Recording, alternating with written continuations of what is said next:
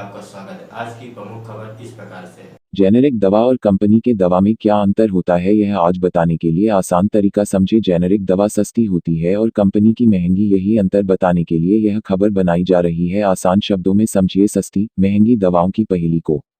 डॉक्टरों और सरकार के बीच की जेनेरिक दवाओं को लेकर छिड़े घमासान से परे पहले ये जानिए कि आखिर जेनेरिक दवाएं होती क्या हैं और क्यों सरकार और डॉक्टर इसे लेकर आमने सामने खड़े हो गए हैं। पिछले कुछ दिनों से देश में मेडिसिन लोचा जोर पर है। सरकार कह रही है कि डॉक्टरों को अब जेनेरिक दवाएं लिखनी होगी ताकि गरीबों तक भी बेस्ट दवाएं कम दाम में उपलब्ध हो सकें। तो दूसरी तरफ अब रेजिडेंट डॉक्टरों ने सरकार को एक चिट्ठी लिखने का फैसला किया है, जिसमें वो सरकार को धमकी देंगे कि जेनेरिक दवाएं लिखने से अगर किसी मरीज को दिक्कत हुई या उसकी तबीयत बिगड़ गई तो हमारी जिम्मेदारी नहीं होगी।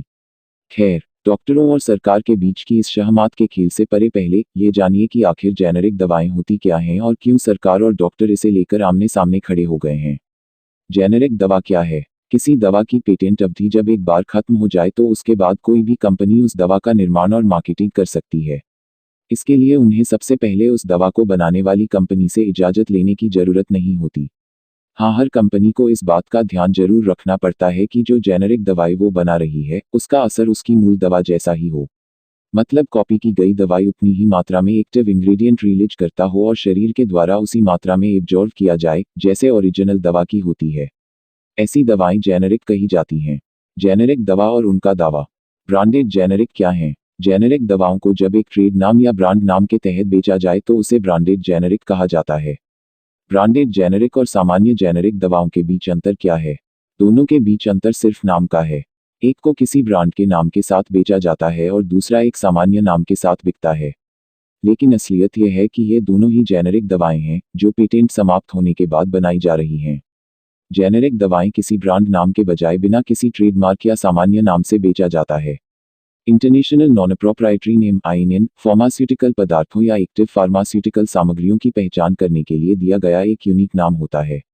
जेनेरिक प्रेस्क्रिप्शन को आखिर क्यों पसंद किया जाता है? कंपनियां अपनी ब्रांडेड जेनेरिक दवाओं के प्रचार में मोटा पैसा खर्च करती हैं, जिसकी लागत निकालने के लिए ये अपनी दवाओं की कीमत बढ़ा देती हैं और ये जेनेरिक दवाओं की तुलना में काफ़ी महंगी हो जाती हैं।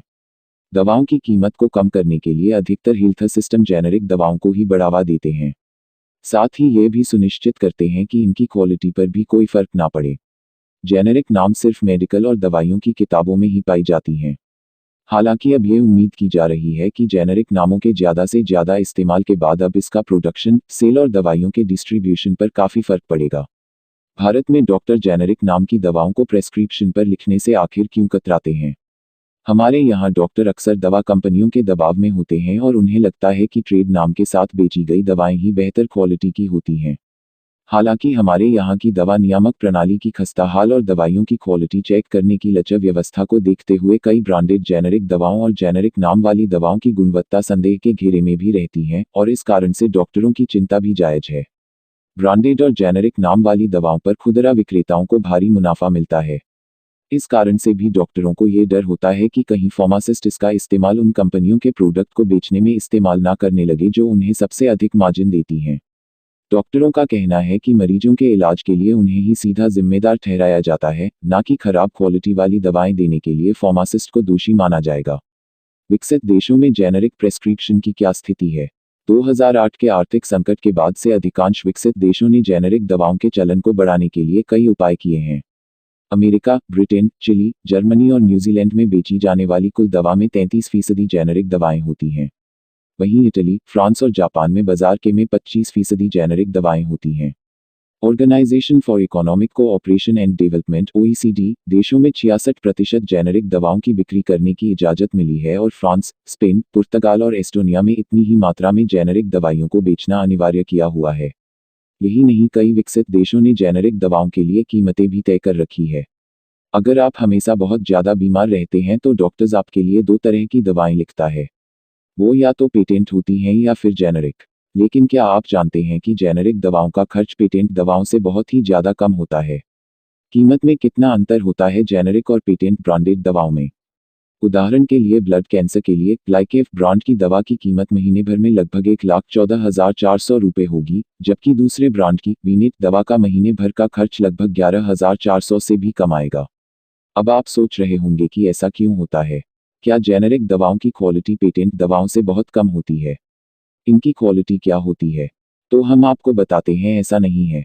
दरअसल ये दवाएं क्वालिटी में भी उतनी ही अच्छी होती हैं क्योंकि जेनेरिक दवाएं बिना किसी पेटेंट के बनाई और सर्कुलेट की जाती हैं।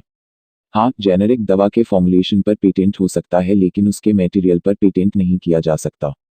इंटरनेशनल स्टैंडर्ड से बनी जेनेरिक दवाइयों की क्वालिटी ब्रांडेड दवाओं से कम नहीं होती। ना ही इनका असर कुछ कम होता है। क्यों सस्ती होती है पेटेंट दवाएं?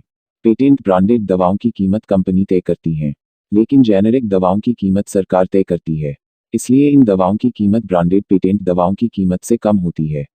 इसके अलावा ये दवाएं सीधे खरीदार तक पहुंचती हैं। इन दवाओं की पब्लिसिटी के लिए कुछ खर्चा नहीं किया जाता, इसलिए ये सस्ती होती हैं।